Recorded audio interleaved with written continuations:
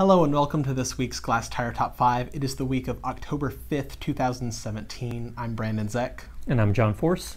And we are here in your studio at Box 13 in Houston.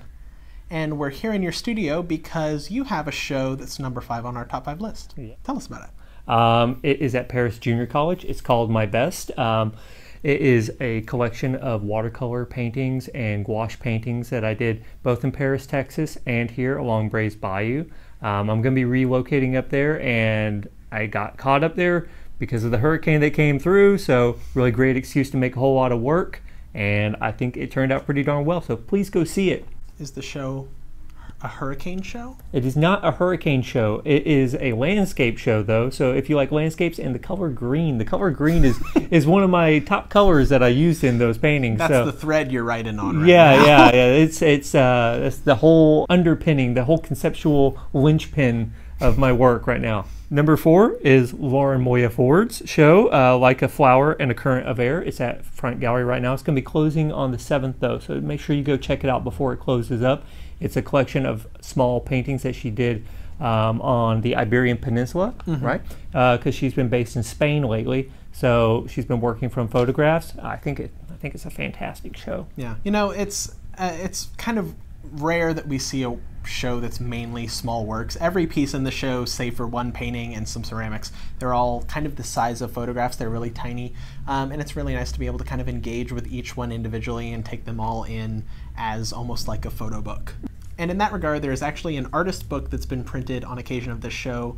I think it's 9 postcards and a love letter, and it was printed by the Center for Imaginative Cartography and Research here in Houston. It sounds like a really sweet little book. I like that. It has a little love letter in it? Little love letter. Oh, that's adorable. Who knows who it's to? Oh, that's nice. I like that. Number 3 this week is Styled with Poise, figures in Japanese paintings and prints at the Crow Collection in Dallas.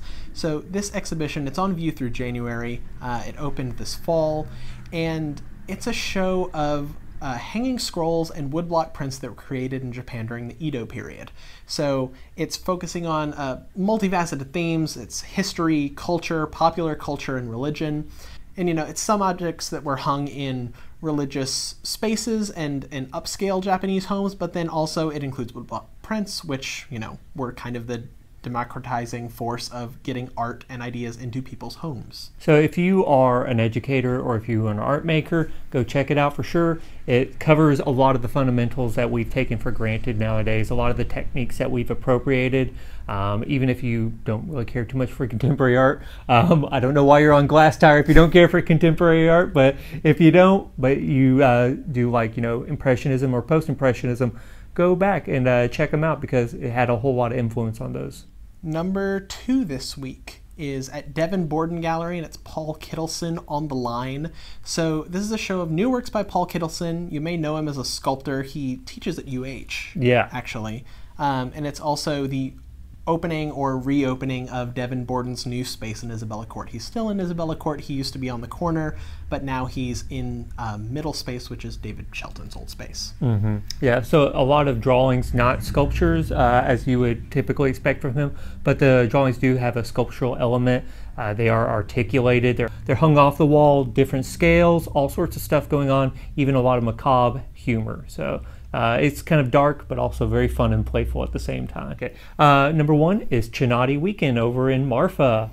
So, you know, this is the big time of year where hundreds of people descend on the small West Texas town of Marfa, and everybody in Marfa just kind of tries to grin and bear it and welcome everybody in. There's going to be there's so many things happening, we can't name it all. There's openings at Eugene Binder's Gallery, there's openings at Kruger Marfa, there's openings at Rule, there's openings at all of the galleries in town, Indy Jacobs, Wrong Marfa, and then you can also just stop into the Chinati Foundation or the Judd Foundation and see all of Donald Judd's permanent forever there installations, and there's also going to be a new artwork by op artist Bridget Riley, and Solange is going to be there.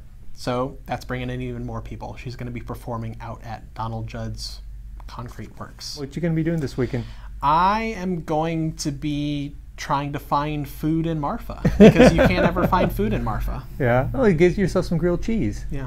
I'm going to go be seeing Tudor Matroy's Artist Talk. His show's going to be closing down over at Rudolph Bloom and Art Scan. The show Nowhere and Now, right? It's going to be closing on, I believe, the 7th. So he's another Box 13 artist, too. Yeah. He has a studio here. Yeah, good guy.